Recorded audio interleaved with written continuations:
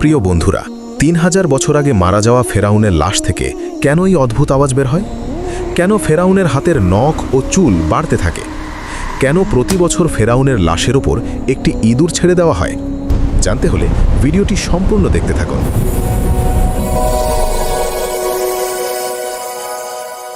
বন্ধুরা, ফেরাউন কোনো ব্যক্তিবিশেষের নাম নয়, বরং তৎকালীন মিশরের শাসকদের উপাধি।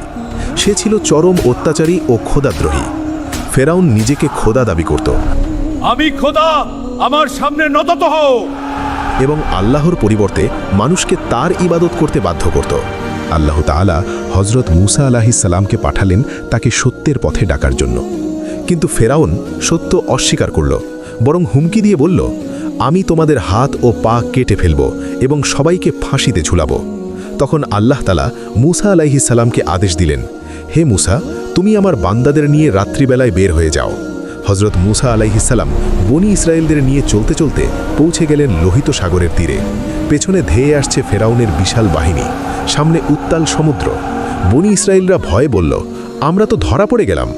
তখন মুসা আলাইহিস সালাম বললেন, কখনোই না, নিশ্চয়ই আমার সঙ্গে আমার রব রয়েছেন। আল্লাহর আদেশে মুসা তার লাঠি দিয়ে সমুদ্রে আঘাত করলেন, আর সাথে সাথে সমুদ্র দ্বিখণ্ডিত হয়ে গেল। দুই পাশে পানি পাহাড়ের মতো দাঁড়িয়ে রইল, আর মাঝখানে তৈরি হলো শুকনো রাস্তা। এই পথ দিয়েই মুসা আলাইহিস সালাম ও তার কওম নিরাপদে সাগর পার হয়ে গেলেন। কিন্তু ফেরাউন ও তার বাহিনী অহংকারে সেই পথেই ঢুকে পড়ল।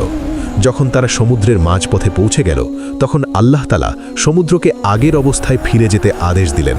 উত্তাল ঢেউ তাদের সবাইকে গ্রাস করে নিল। ডুবে যাওয়ার মুহূর্তে ফেরাউন চিৎকার করে বলল, আমি ঈমান আনলাম, আল্লাহ ছাড়া কোনো উপাস্য নেই। কিন্তু আল্লাহ তাআলা বললেন, এখন ঈমান আনছিস? আগে তো তুই ছিলি অবাধ্য ও ফিতনাকারী, এখন তোর ঈমান গ্রহণযোগ্য নয়। এরপর আল্লাহ তাআলা একটি আশ্চর্য ঘোষণা দিলেন, আজ আমি তোর দেহ সংরক্ষণ করব, যাতে তুই পরবর্তী মানুষের জন্য নিদর্শন হয়ে থাকিস। এবং সত্যিই তাই হয়েছে। হাজার হাজার বছর পর ফেরাউনের লাশ অক্ষত অবস্থায় আবিষ্কৃত হয়। গবেষণায় বিজ্ঞানীরা দেখতে পান তার দেহে সামুদ্রিক লবণের কণা রয়েছে, অর্থাৎ সে নদীতে নয়, সাগরেই ডুবে মারা গেছে, যেমনটি কুরআনে বলা হয়েছিল। আজ সেই ফেরাউনের লাশ কায়রোর জাদুঘরে সংরক্ষিত। অবাক করার বিষয় হলো, কোনো বিশেষ মমি পদ্ধতি ছাড়াই তার দেহ অক্ষত। তাহলে ফেরাউনের লাশ থেকে অদ্ভুত আওয়াজ কেন শোনা যায়? বিজ্ঞানীরা বলেন, দীর্ঘদিন সংরক্ষিত দেহের ভেতরের শুকনো টিস্যু, তাপমাত্রা ও বাতাসের চাপের পরিবর্তনের কারণে মাঝে মাঝে এমন শব্দ সৃষ্টি হতে পারে। তবে বিশ্বাসীরা মনে করেন এটি আল্লাহ তাআলার পক্ষ থেকে মানবজাতির জন্য এক সতর্কবার্তা। কিন্তু ফেরাউনের নখ ও চুল কি সত্যিই বাড়ে? বিজ্ঞান বলে, মৃত্যুর পর ত্বক শুকিয়ে সংকুচিত হওয়ার কারণে নখ ও চুল বড় দেখায়, আসলে সেগুলো বাড়ে না। তবুও হাজার হাজার বছর পরও এমন দৃশ্য মানুষকে বিস্মিত করে। আর কেন প্রতি বছর ফেরাউনের লাশের উপর ইঁদুর ছেড়ে দেওয়া হয়? জাদুঘর কর্তৃপক্ষের মতে, লাশের গায়ে মাঝে মাঝে ফাঙ্গাস ও ক্ষতিকর জীবাণু জন্মায়। সেগুলো পরিষ্কার করার জন্য নিয়ন্ত্রিতভাবে ইঁদুর ব্যবহার করা হয়, যাতে দেহের কোনো ক্ষতি না হয়। নিশ্চয়ই এই সব কিছু মিলিয়ে ফেরাউন আজও একটি জীবন্ত নিদর্শন।